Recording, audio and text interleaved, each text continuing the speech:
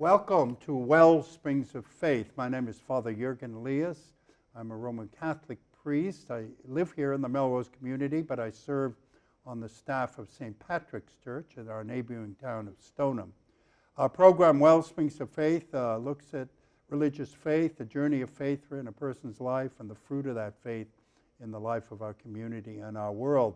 I welcome back a dear old friend, and I say old in more ways than one. We've been friends a long time, and we're also senior citizens of Mother Church these days, and have had long careers in the ministry. And he's been with us before, but I always enjoy catching up because he is not retired. He's just always up to something, and I always kind of want to see what the Lord's been doing in his life and with his life, and updating things. So welcome.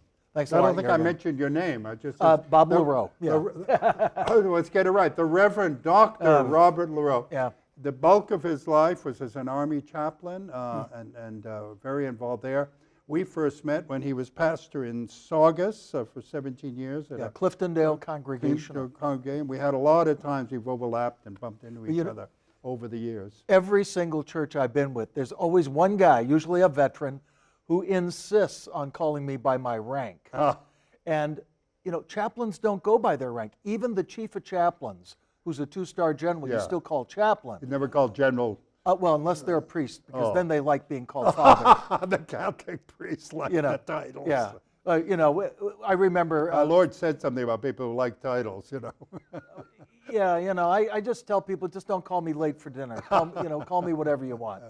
Well, you've done a lot in your life, and I appreciate you. I'm on your mailing list, so you write a lot, and you sing a lot, and you're always exploring, just how the church can be more faithful and creative. So I was asked to speak on Reformation Sunday. And we don't have that in the Catholic Church. No, for some reason. But I noticed in the missalette you do have Ein Feste Burg ist unser we Gott. do sing Protestant hymns. Mighty Fortress. And I think that the Lutherans and the Catholics have made a statement that, there was a misunderstanding, but we've clarified it. And we are singing Catholic hymns like Be Not Afraid, Here I Am, Lord, On Eagle's Wings. And as you know, I do a lot. But not Immaculate Mary, you don't sing that Probably one. not. But we think that you give her too much credit and we don't give her enough. But I do a ton of John Michael Talbot's music. He's a great. He's really influenced he's doing the my stuff. Most time, beautiful renditions of the Psalms. Wonderful. So where was I going with that? I have no idea. Well, Reformation Sunday. So I got up there, and everybody knows that Father Dan McCoy is my kayak partner and really close friend. Good. So I started off by saying, I told him that I was going to celebrate Reformation Sunday by nailing the 95 Thesis to the front door of his church. He said, yeah, it's okay. Feel free, you know. But the thing is this, Jürgen, I made talking about the issues of the Reformation, I said, most of these issues have pretty much been resolved. That's right. So we are allies, not enemies. That's right. There was a book a few years ago by Mark Knoll, who was a professor at Notre Dame. Is the Reformation Over? I read it. And it was a wonderful book. And it really said basically the issues, there are other issues that have emerged.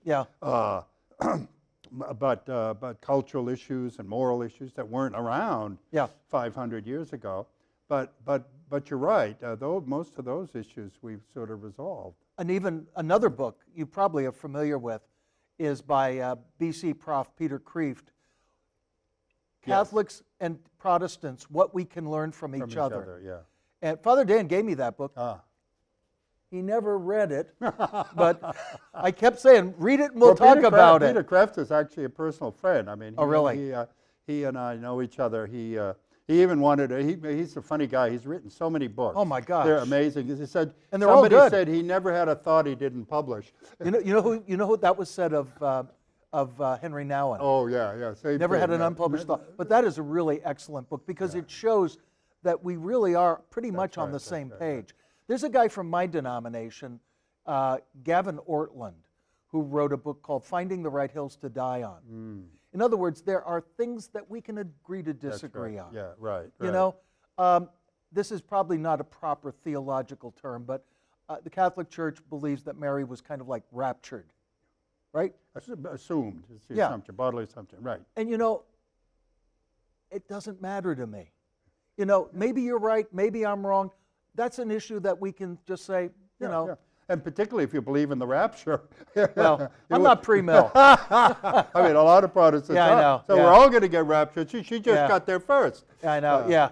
You know, and that's an issue that we don't need to lose any sleep over. I know. Right? It is definitely not a hill to die on.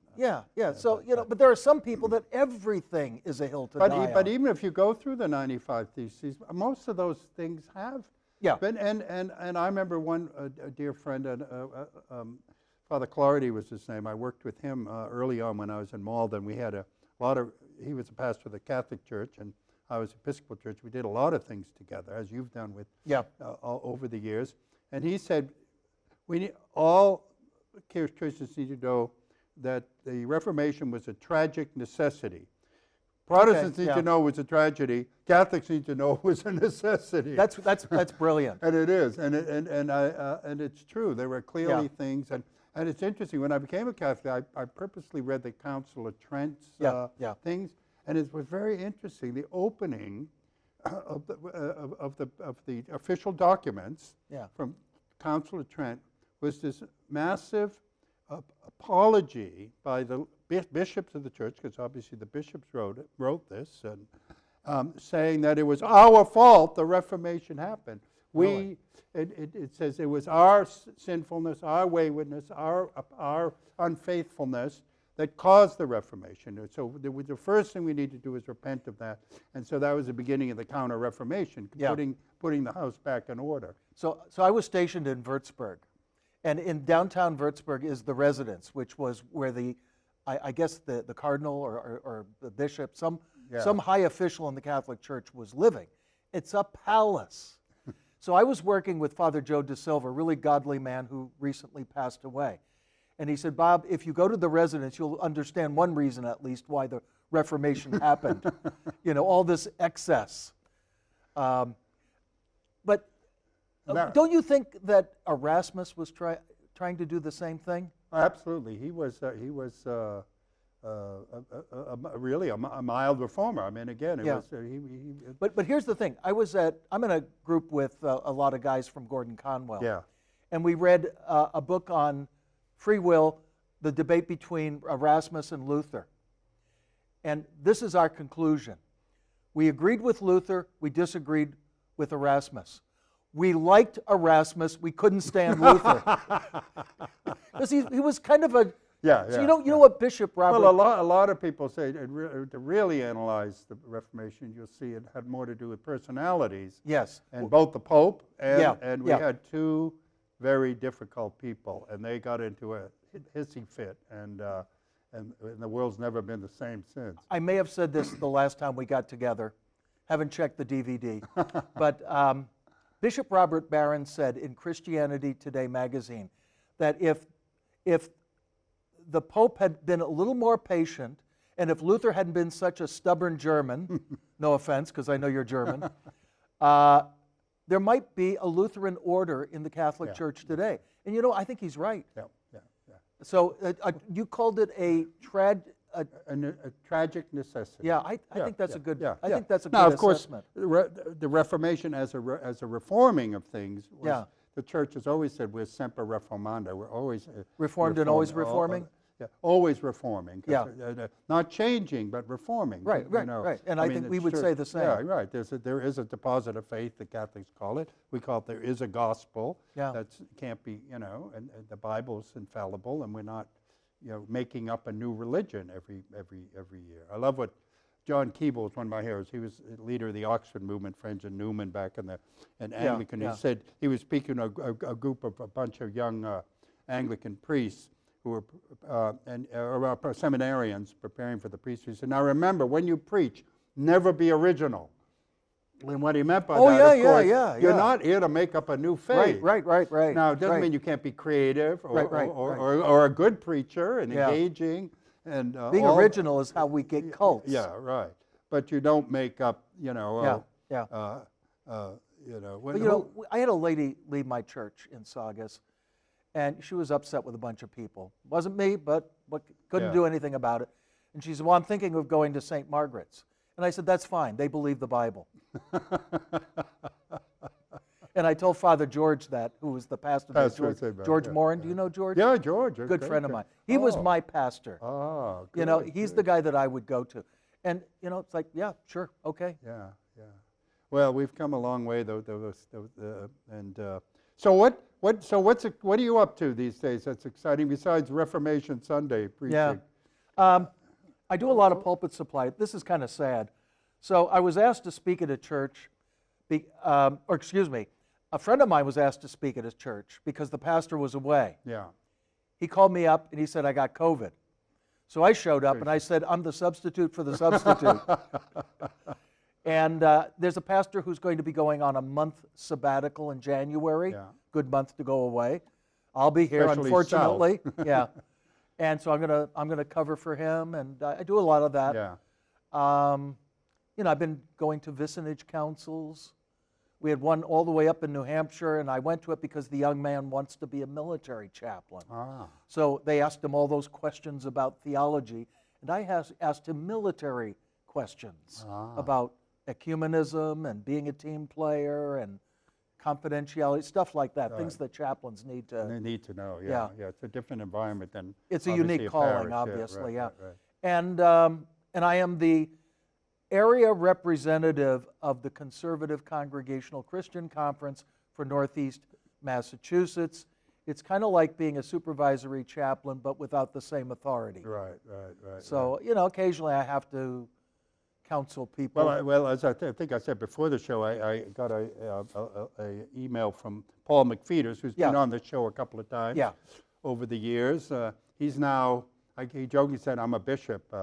And he was writing me because he said, I remember you said one time, and I wonder who quoted this, somebody said, remember, God called you to the priesthood because he couldn't trust you to be a layman. He said that. Oh. And they said, now God called you to be a bishop because he couldn't trust you to be.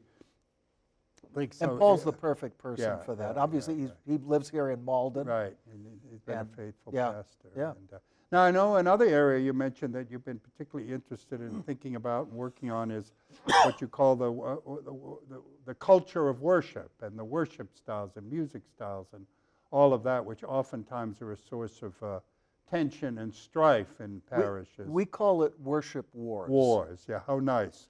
And, we're there to love God, and what do? We fight over it. Of course, where two or three are gathered. The biggest contention is the music. Yeah.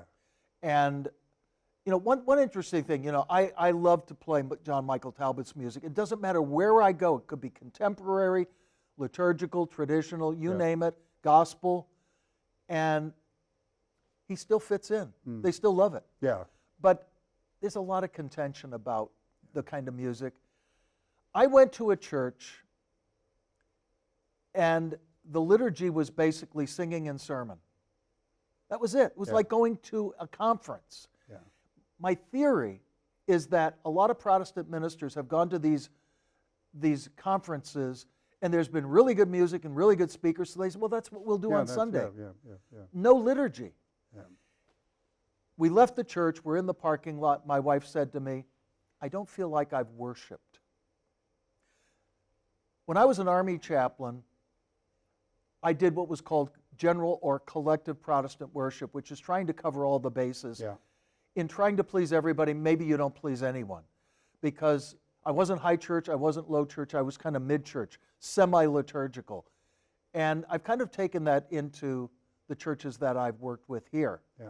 So we'll have a call to worship. We'll have a prayer of confession. We'll sing the doxology. We'll do the Lord's Prayer. Which are traditional elements of almost all parts of the church. But a lot of churches are doing away with all that. Oh, yeah. Now, I have a question for you, because I like going to an Anglican or a Catholic service every now and then. I'm not sure if I could handle a steady diet of it, because it just seems like so much of it is the same thing over and over again. How do you handle that? Well, it depends.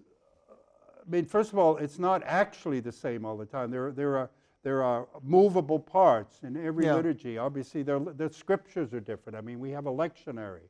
Actually, one thing that's my complaint about Protestants is it's Well, some of us use the minister's lectionary. favorite passages. Yeah, yeah, Whereas we actually read through the whole Bible Yeah. even though Catholics accuse of not paying attention to the Bible, read the whole Bible. So the lectionary changes, the music changes, the seasons changes, the colors change. There's a lot of rich variety. I think what's important is really to, in a sense, pay attention to the differences. Yeah. You know, and then so you kind of help people engage worship in different levels and different themes and different. Like for example, today I was doing the noonday mass. November is, we call it the month of the dead. We begin with All Saints, All Souls. We have a lot of emphasis on praying for the dead, of course, in the Catholic Church. Yeah. It's a time to remember that we're, like today I talked about, this is a month we're reminded that we're going to die. You know, memento mori, remember you're going to die. And so I talked about preparing for death. So you can make it diverse. On the other hand... And you mean you don't deny death like everybody else?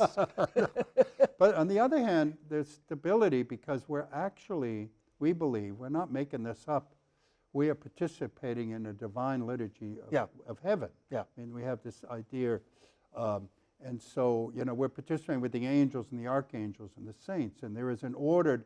In the Old Testament, God gave very precise instructions right down to the vestments, what worship should be. My concern is this, that sometimes I think people approach it mechanically. Yeah, okay. There was a movie where this family was in church, and they're arguing. You hear them, and all of a sudden they go, and also with you. It was like a programmed response. But I have to say, because I was very involved in the charismatic renewal, so this is supposedly free worship, enthusiastic worship. We're raising our hands, we're praising God. Yeah. But I found that over time, that became as rote. Oh, okay. Yeah. Yeah. You know, we started singing, you know, there were all the favorite songs. So, you know, we'd sing. Well, you know, even the churches that... He is Lord 30 times in a row, we'd say. Even the churches that say they don't have structure, they do. They do. They do, yeah. Yeah.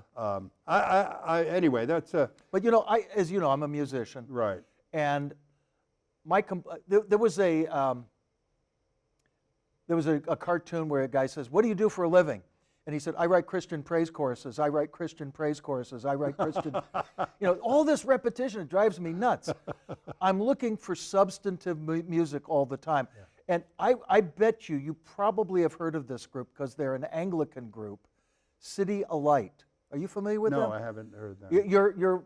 Your listeners should look them up. Well, I've been in Anglican for 10 years. I know, well... They knew? Yeah, but they're from New Zealand, I think, or Australia. Yeah. The thing I like about them is the music is interesting. It's not over-the-top contemporary, and it is substantive. You know, there's a lot of worship music out there that is terrible. Just awful. It's anemic at best, but heretical at worst. In some cases, And I think I felt blessed. When I was at Christ Church and Christ the Redeemer, so that was almost 20 years of ministry, I had a phenomenally gifted minister of music.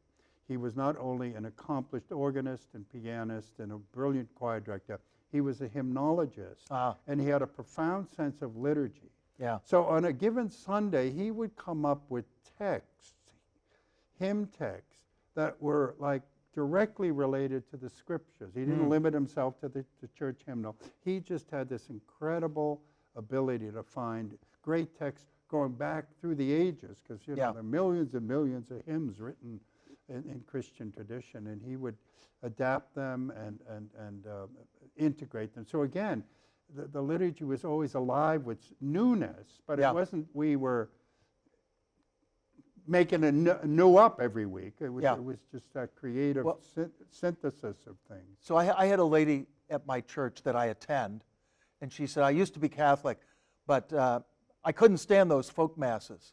And I said, "I used to play guitar for folk masses." She was like, "I can't take this." You know, 2 weeks ago, I was at Christ the Redeemer Anglican in Danvers. and they were. Were you at church there or something? No, I was attending. They were doing Faye's Requiem. Oh, Foray. Foray, excuse me. I was there. You were? Yeah. Wasn't it great? Yeah. But I wasn't expecting them to do it within the context. No, it wasn't a concert. It was Yeah, a mass. I thought it was going to be a concert. Yeah. And it was like, now I see how that's supposed to be. Yeah. What's Yeah, the that word? is what it was. A requiem is not a Yeah. concert. It's music for a funeral. Yeah, I have it on CD. It was just nonstop. Right. No, it is beautiful. And the priest made a wonderful, Brian. He was my last seminarian, by the way, before. Really? With me before I Wow. left and poped. But he, very sharp guy, said, we're giving you the real context of Yes. this music. Yeah, I thought it was wonderful. Yeah, he did, yeah. Plus, I appreciated the reverence, which is something lacking in a lot of our Protestant churches. Yeah. You know? It's interesting. Of course, I do believe like you, I believe diversity is okay. People do have different temperaments. Yeah. Clearly, people have different tastes in music. Yeah. And so I think creative leadership, I remember going to a parish, one of my favorite Catholic churches that I've been to. It's in Manchester, New Hampshire. They were a place that was particularly affected by the charismatic renewal. So if you go to Mass on Sunday, if you go to the 11 o'clock Mass, it's the main Mass, or the biggest one. It's still, it's like you're back in the 70s and 80s. There's hand raising, but the music, the musicians are excellent. Yeah. The arrangements of the music are well done. And people are worshiping, they're participating in it. But if you go to the 9:30 service, it's like almost a Latin Mass with incense and a schola doing Gregorian chant. And what's really particularly interesting, this is the 11 o'clock, it's the older people. Oh. The 9:30 is young families. I've heard of that being true. Yeah. You know, my son goes to an Anglican church in Falls Church, Yeah, Falls Virginia. Church, right. And you were telling me Yeah, that my you know son that. is- Yeah. I know. So he goes to the traditional service. Yeah. One time he had to go to the contemporary one and he hated it. And he's a young guy. Yeah, right. You know, so I think, we are seeing that. Well, it's funny, when I was in Hamilton, at Christ Church Hamilton, we had a lot of Gordon students who came there. Right. But they were attracted, because they grew up in basically evangelical, praise churches, typical kind of They evangelical wanted churches. substance. When they liked the liturgy. Well, Yeah. on the other hand, I was trying to introduce some of the evangelical worship. Right. And I remember one time we got a screen so we could do PowerPoint. Oh, yeah. These young people, these guys came up to me, Father, if you put that PowerPoint up there, I'm leaving this church. You know, and here's the thing, Protestant ministers they spend as much time on the visuals in their sermon as they do the actual sermon. And I said, I talked to my deacons once, and I said, do I need to do that, or can you stand just listening to me talk for 20 minutes? And they said, we think our attention span is okay. We, we don't need to have constant stimulation of visual. Well, I don't mind the new creative stuff. I'm too old to learn Well, I'm not it. getting a smoke machine. Well, we have a smoke machine. It's called incense. Oh, well, that is true. It was getting a little strong, I must say, at the Anglican service that I went to. I have allergies, but it wasn't bothering me too much. Right. That is kind of strong stuff. Yeah, sometimes. there's a lot of kind of stuff. But worship is, what we're made for, and helping. I think we as leaders have to teach people how to worship. They're not just a passive audience watching a show. We're not there to entertain them. Yeah. We are to help lead. Liturgy literally means the work of the people. It's the work they're doing. The audience is God. The audience is God. Since we're talking about books a lot, a book that really changed my life was Evangelicals on the Canterbury Trail by Robert Webber. I'm sure you're familiar with him. And it made me realize that a lot of the worship I had been attending was not substantive, and it wasn't reverent. In fact, I remember going to a church, and you know what they called it? A preaching service. And the pastor was like this, hurry up, let's get this other stuff out of the way so we can get to the important part. Well, that's baloney, isn't it? It's funny, though. God has sense of humor. I was good friends with, he ran the Vineyard Church in the neighborhood around Joel? here. No, his father was a professor at Gordon Conwell, Fee. Fee, yeah. Yeah, His yeah, son, yeah. Mark Fee, Yeah, I know ran him. a church here. Yeah. And I remember having a conversation with him. And it was your typical vineyard church. It was, Right, I right. just had lots of praising the Lord, Yep. and then a sermon. And then they usually added, of course, ministry. There was a focus Yeah. on prayer ministry. And coffee. That's healing. that's important. But he said, well, we used to do, every once in a while, we would do communion. And we do it at the beginning. Yeah. And the only reason we did it because Jesus told us to do it. Do this in remembrance of me. So he'd do it at the beginning, and then they'd get on to the real worship. But then the Holy Spirit taught them. He said this, one day I was praying, and the Lord said to me, the communion should come at the end of the service. It should be the culmination of the worship. Yeah. And I said, it's funny, that's how it's been from the beginning. Yeah, yeah. But Jürgen, I went to a church, not in my denomination, Yeah. it was an unaffiliated church, and they literally had a table in the back, and it was self-service. It was, if you with felt... the bread and the wine or Yes. the grape juice up. Well, probably. but the point was, it was, if and when you felt inclined, just go back there and have some. Have a snack. I mean, it was pretty ludicrous. Yeah, well, takes all kind. God is merciful. God is merciful. Yeah. But, as we come a little bit towards the end of the show, we've, you and I have been in ministry for over 50 years and seen a lot. It's been a challenging time to be a Christian. Say some words as a wise old man, words of hope into... Well, if you were speaking to some young clergy, what's words of hope for them? I recently preached a sermon on what I think is the most discouraging verse in the Bible. When the Son of Man returns, will he find faith upon the earth? Yeah. And I said, but we can't live with gloom and doom. We have to be consistent and faithful and hopeful. Hopeful. Because we've read the last chapter of the Bible and we know that we win. Right. But it is a scary thing to think about because in some ways it feels like we are in a post-Christian America. Yeah, I mean, I think you as a particularly, if it's fair to call you a kind of evangelically minded Protestant, and the kind of, the heyday of in the 50s and 60s and 70s and 80s of evangelicalism. I remember Billy Graham and Hal Arcaday started Gordon Conwell to service the rising evangelical awakening that's happening in America. Sure. I was involved in the charismatic renewal and saw a great wave of enthusiasm and people coming to faith and churches being renewed. And so there's a lot of optimism, certainly when I was a young priest back in the 70s, 80s. I'm sure you as a young pastor as well.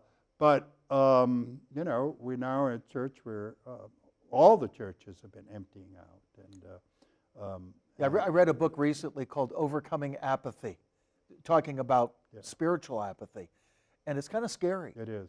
But what am I supposed to do? I've got to keep plugging away. That's right. I think we got to keep plugging. And I do see hopeful signs. Yeah. I think our culture has gone so sour and is so crazy. I don't know what else to say. It's that people are looking for sanity, and people. I have a priest and purpose. A priest in New Hampshire said we're beginning to get people coming back to the church because they want to find a place where there's some sanity, so there's so many wounded people out there. They may finally come wounded by the ideologies and the cultural movements that are supposedly liberating people, but in fact are destroying them. So hopefully there will be a revival. Anyway, thank you, my dear brother, for coming and continue blessing on all your adventures and ministry. You bet. And may God continue to bless you, and pray for the church, the one holy Catholic and Apostolic Church. The gates of hell, Jesus said, will not prevail against us. Yeah. So thank you, my dear brother. You bet. I hope you've enjoyed our conversation. This wasn't so much an interview in the normal sense, but just two old pastors catching up on our lives in the Lord. And may the Lord bless you in your life as well.